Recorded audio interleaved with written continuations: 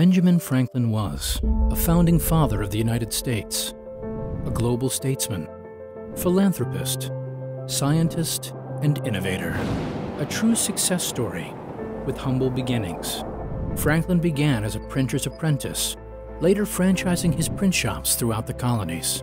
But what people don't know about Franklin was that more than 225 years after his death, he impacted the lives of thousands of people with his investing prowess, including this man, Wilfredo Lopez, a young college student in Philadelphia.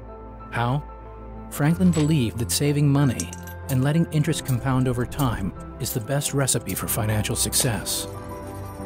Franklin began as a tradesman, a printer, and became a very successful one. In fact, one of the wealthiest men in all of North America. This is Dr. Gordon Wood, a Pulitzer Prize-winning historian at Brown University and a biographer of Benjamin Franklin.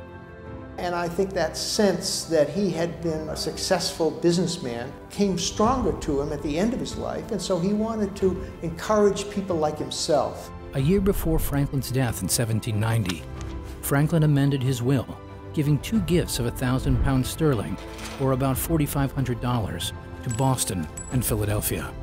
But there was a catch.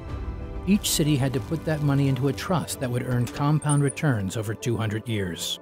After 100 years, each city was allowed to withdraw around 75% of the money to spend on public improvement like roads, parks, and schools. The remaining amount would be invested for another 100 years.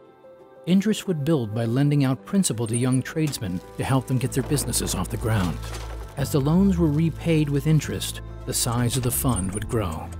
What happened to the funds is a lesson to anyone saving for their investment goals. Major unplanned-for disruptions happened, including the War of 1812, the Civil War, and multiple recessions and depressions. Yet even in the face of significant turmoil in the country, the fact that his money stayed invested throughout the fluctuations allowed it to amass $6.5 million after 200 years.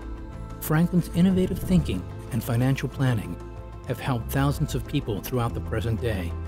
In Boston, the fund's balance was used in part with a donation from Andrew Carnegie to start the Benjamin Franklin Institute of Technology, which opened in 1908.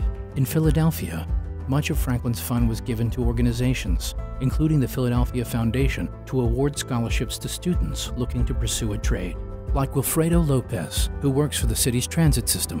Yeah, it's really amazing how someone from probably 200 years ago still has this money left over and being distributed to kids who can actually pay off for their college. Wilfredo and others have benefited greatly from Franklin's principles and take them to heart. His legacy teaches us the benefits of starting early and staying the course when investing for what's next.